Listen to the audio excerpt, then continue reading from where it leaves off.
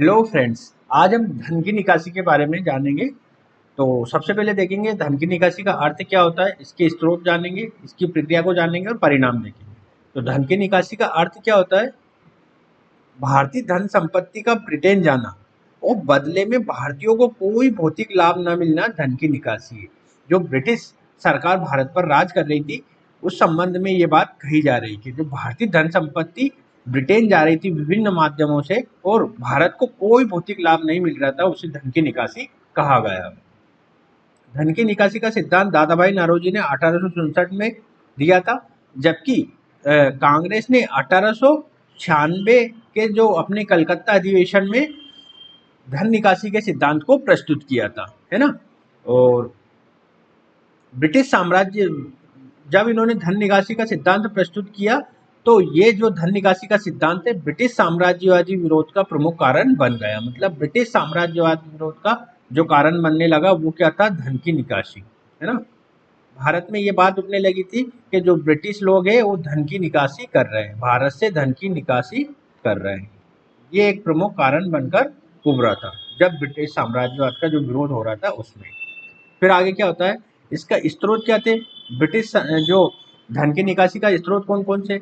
पहले कंपनी के अधिकारियों के वेतन भत्ते एवं शेयर धारकों को दिए जाने वाला लाभांश धन निकासी का एक सशक्त माध्यम बना।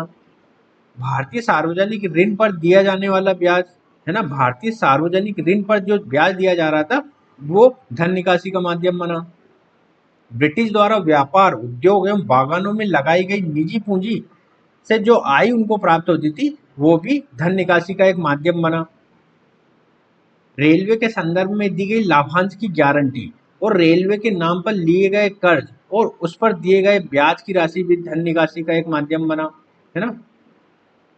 भारत में बहुमूल्य धातुओं के खनन एवं खनिज पदार्थों जैसे सोना, चांदी, तांबा, टिन आदि के माध्यम से अर्जित किया गया धन भी धन निकासी का एक माध्यम बना। 1858 के पश्चात ब्रिटेन में निर्मित भारत सचिव और उसकी परिषद का खर्च धन निकासी का स्रोत बना। इसी तरह भारत के कारण इंग्लैंड में किए जाने वाले नागरिक और सैनिक वे भी गृह वे में शामिल थे। गृह वे में शामिल थे मतलब जो इंग्लैंड में इन्होंने क्या किया था, ब्रिटेन मतलब ब्रिटिश सरकार ने इंग्लैंड में भारत पर जो खर्च किया जाता था, नागरिक और सैनिक खर्च, वो भी भारत के गृह वे में डाल दिया। तो ये भी एक मतलब ये भी एक धन निकासी का माध्यम बना। लंदन में भारतीय धन से निर्मित एक सुरक्षित कोष बनाया गया है, एक सुरक्षित कोष भी बनाया गया है जिसका लाभ इंग्लैंड ने तो उठाया है, किंतु भारतीयों को इस धन पर कोई ब्याज नहीं मिला। तो ये भी धन निकासी का एक माध्यम बना। 1857 के विद्रोह को दबाने के लिए किया गया वे, साथ ही अफगानिस्तान एवं चीन के बक्सर युद्ध और विश्व युद्ध थे, प्रथम और द्वितीय, है ना, प्रथम एवं द्वितीय जो विश्व युद्ध हुए थे उसमें जो भारतीय सैनिक खर्चे वो भी भारतीय खजाने पे डाला गया। और जो अफगानिस्तान में इन्होंने भारतीय सैनिकों को ले गए जो अफगानिस्तान में युद्ध किया, चीन का जो बक्सर युद्ध हुआ था ब्रिटेन के साथ, उसमें जो भी भारतीय सैनिकों के लिए जो खर्च किया वो भी भारतीय खजाने पे डाला। इससे क्या हुआ कि भारत से धन निकासी प्रारंभ में हुई या धन निकासी होती रही। पूरी अब प्रक्रिया क्या थी धन निकासी की? सबसे पहले जब प्लासी का युद्ध हुआ था 1757 में, जब से ही इन्होंने बंगाल की लूट आरंभ कर दी थी। ब्रिटिश ईस्ट इंडिया कंपनी ने बंगाल की लूट आरंभ कर दी थी, जिससे जो धन निकासी यहीं से प्रारंभ मानी जाती है। बंगाल के कठपुतली नवाबों से समय समय पर प्राप्त की गई धनराशि भी धन की निकासी है ना। जो नवाबों से बहुत सारे तरीकों से ब्रिटिश ईस्ट इंडिया कंपनी ने धन प्राप्त किया, वो भी धन निकासी का माध्यम बना। इसी तरह इलाहाबाद की संधि जो 1765 में हुई थी के माध्यम से बंगाल का दीवानी अधिकार प्राप्त किया। इससे क्या हुआ कि जो बंगाल के राजस्व से ब्रिटिश ईस्ट इंडिया कंपनी ने वस्तुएं खरीदी और यूरोप में उनका निर्यात किया तथा मुनाफा कमाया। तो ये भी धन निकासी का एक माध्यम बना। रेलवे, है ना, रेलवे के माध्यम से धन निकासी की प्रक्रिया को बल प्राप्त हुआ। कैसे प्राप्त हुआ कि जो कच्चा माल था वो भारत से ब्रिटेन जाने लगा और ब्रिटिश निर्मित वस्तुएं भारत आने लगी। तो रेलवे से जो जो कच्चा माल के आवागमन और विभिन्न वस्तुओं के आवागमन में उनको मदद प्राप्त होने लगी, जो धन निकासी का एक माध्यम बना। अब जो धन निकासी के परिणामों को हम देखेंगे तो सबसे पहले नकारात्मक परिणाम देख लेते हैं।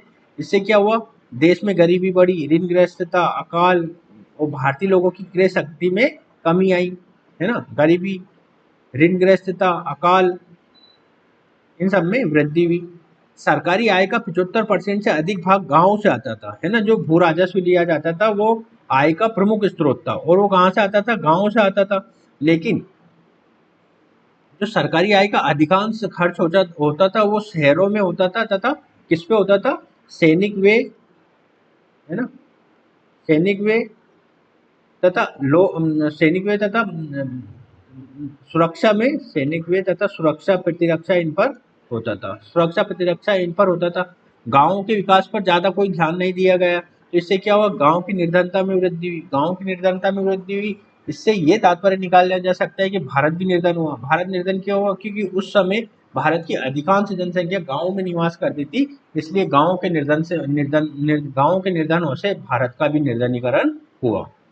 धन निकासी के कारण पूंजी का अभाव हुआ, है ना। धन निकासी करने लगे तो इससे पूंजी का अभाव हुआ, और भारत में औद्योगिक विकास अवरुद्ध हो गया। जो भारत के देशी उद्योगपति होते हैं उनके पास पूंजी का अभाव हो गया, और इसके कारण औद्योगिक विकास नहीं हो पाया।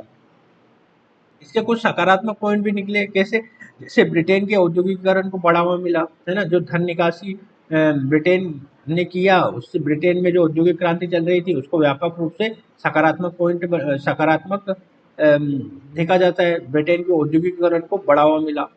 ब्रिटिश शोषणकारी चेहरा उजागर हुआ। इससे क्या हुआ कि ब्रिटिश शोषणकारी चेहरा उजागर हुआ। कैसे हुआ ब्रिटिश शोषणकारी चेहरा उजागर, पहले जो भारत के उदारवादी लोग थे ये कहते थे कि ब्रिटिश जो भारत में है, वो जो ब्रिटिश रूल है वो एक तरह से अच्छा है, ये ब्रिटिश भारतीयों को नियम कानून सिखा रहे हैं, है ना, नियम कानून सिखा रहे हैं, अच्छे से रहना सिखा रहे हैं, है ना। जो राजतंत्र है उस पर चोट कर रहे हैं, राजतंत्र पर चोट कर रहे हैं, लोकतांत्रिक प्रक्रिया को बढ़ावा दे रहे हैं, है ना, लोकतांत्रिक प्रक्रिया को बढ़ावा दे रहा है, लोकतांत्रिक प्रक्रिया को बढ़ावा दे रहा है, ऐसा भारतीय उदारवादियों को उस समय मानना था। लेकिन जब ये धन निकासी के सिद्धांत के बारे में लोगों को पता चला, तो जो ब्रिटिश का शोषणकारी चेहरा है कि यार ब्रिटिश तो अब शोषण कर रहे हैं, है ना, इनका कोई लोकतंत्र या ब्रिटिश रूल लाने का ऐसा कोई उद्देश्य नहीं है, तो इससे इनका शोषणकारी चेहरा उजागर हो गया, है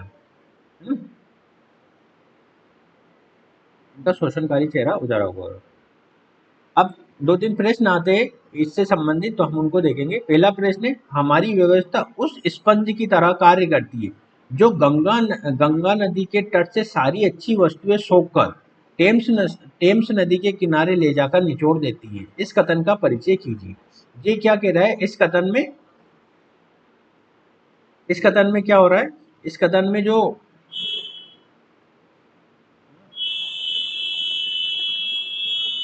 एक सेकेंड, इस कथन में क्या हो रहा है, हाँ निचोड़ देती है। इस कथन में ये हो रहा है कि जो भारत से धन निकासी हुई और ब्रिटेन से इसको लाभ हुआ, है ना, भारत को जो हानि हुई, हानि और ब्रिटेन को जो लाभ हुआ उस बारे में इसमें बताना है ना, इस संबंध में इसको बताना है।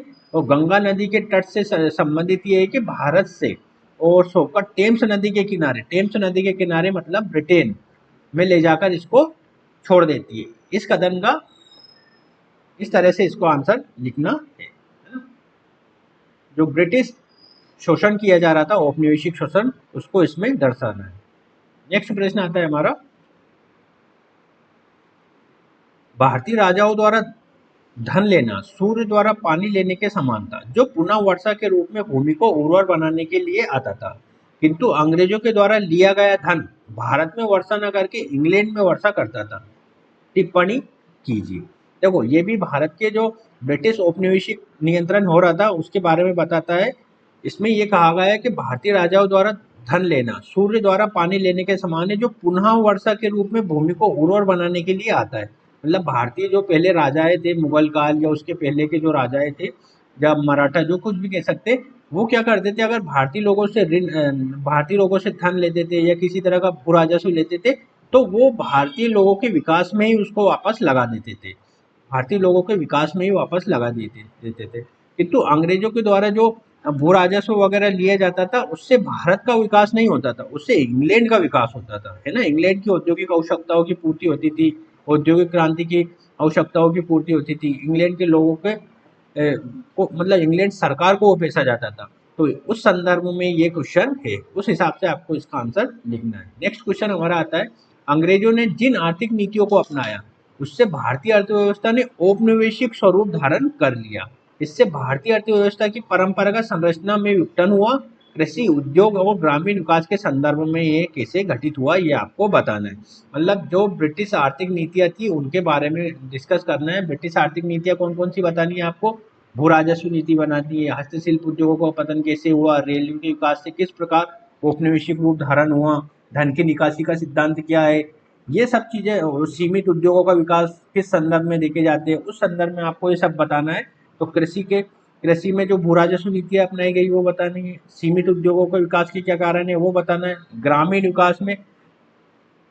विकास में कैसे हुआ है, जब हस्तशिल्प उद्योगों का पतन होता है तो जो हस्तशिल्प निर्माता होते हैं वो ग्रामीणों में चले जाते हैं और कृषि पर बोझ बन जाते हैं, है ना। पहले से जो लोग कृषि कर रहे हैं उसमें जाकर ये संलग्न हो जाते हैं, तो इससे क्या हुआ, प्रचंड बेरोजगारी बढ़ जाती है और देश में व्यापक रूप से गरीबी और बेरोजगारी बढ़ जाती है और भारत ऋणग्रस्त हो जाता है। ग्रामीण ग्रामीण क्षेत्रों में ऋणग्रस्तता में काफी वृद्धि होती है।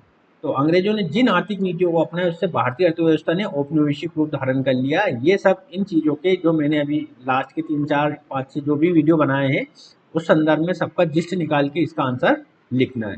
तो आज का वीडियो हम यही समाप्त करेंगे।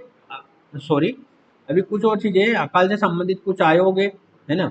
मैंने बार बार अकाल का जिक्र किया है। अकाल की जिक्र कब किया है? जब ब्रिटिश भू राजस्व नीति अपनाई गई, उद्योगों का विकास नहीं हुआ, हस्तशिल्प उद्योगों का पतन हो गया, रेलवे ने जो भारत का जो खाद्यान्न था वो ब्रिटेन भेजना प्रारंभ कर दिया। तो भारत में ब्रिटिश काल में बहुत सारे विभिन्न टाइम पे अकाल बने। तो अकालों से निपटने के लिए भी ब्रिटिश इंडिया कंपनी ने कुछ आयोग बनाए, तो वो हम देख लेते हैं। जैसे कैंपबेल आयोग 1866 में बना था, स्ट्रेटची आयोग 1880 में बना था, लायल आयोग 1896 में बना था, मैकडोनाल्ड आयोग 1900 में बना था और वुडहेड आयोग 1943 में बना था। तो ये प्रमुख आयोग है, कभी कभी इनका क्रोनोलॉजी पूछ लिया जाता है। तो आज का वीडियो हम ये समाप्त करते हैं। वीडियो देखने के लिए बहुत बहुत धन्यवाद।